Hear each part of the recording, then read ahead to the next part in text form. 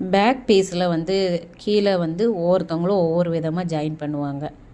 கீழே வந்து ஜாயின் பண்ணிவிட்டு அதுக்கப்புறம் என்ன செய்வாங்கன்னா கழுத்து தைப்பாங்க. நான் வந்து என்ன பண்ணியிருக்கேன்னா, கழுத்து தானே நமக்கு மெயின், அதுதானே ஃபினிஷிங்காக வரணும். அதனால் ஃபஸ்ட்டு கழுத்தை தைச்சி முடிச்சுட்டு அதுக்கப்புறம் வந்து கீழே நம்ம தைக்கலாம். இப்படி தைக்கிறது உங்களுக்கு ஈஸியாக இருக்கும். இந்த மெத்தடை நீங்கள் ஃபாலோ பண்ணுங்கள்.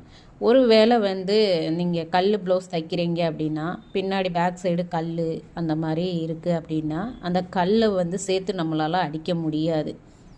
அதுக்காக இந்த மெத்தடும் உங்களுக்கு ரொம்ப யூஸ்ஃபுல்லாக இருக்கும் அப்படிங்கிறதுக்காக இதை வீடியோவை கொண்டு வந்திருக்கேன். ஸ்கிப் பண்ணாமல் பாருங்கள்.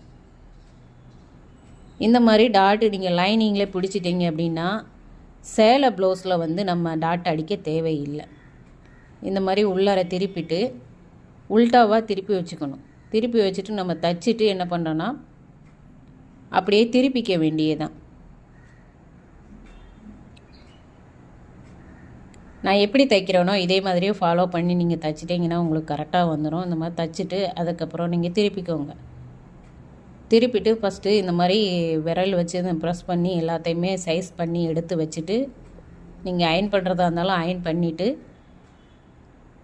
இப்படி நேராக வச்சு அடிச்சிட்டிங்கன்னா ப்ளவுஸு உங்களுக்கு ஃபினிஷிங்காக வந்துடும். இப்போ நம்ம மேலே வந்து தையல் எதுவுமே தெரியலை. லைனிங் ப்ளவுஸில் மட்டும்தான் தையல் தெரியுது.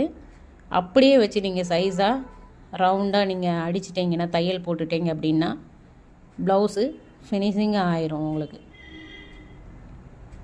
இந்த மெத்தடு உங்களுக்கு பிடிச்சிருந்துன்னா இதை ஃபாலோ பண்ணுங்கள். இதில் ஏதாச்சும் டவுட் இருந்தாலும் கேளுங்கள்.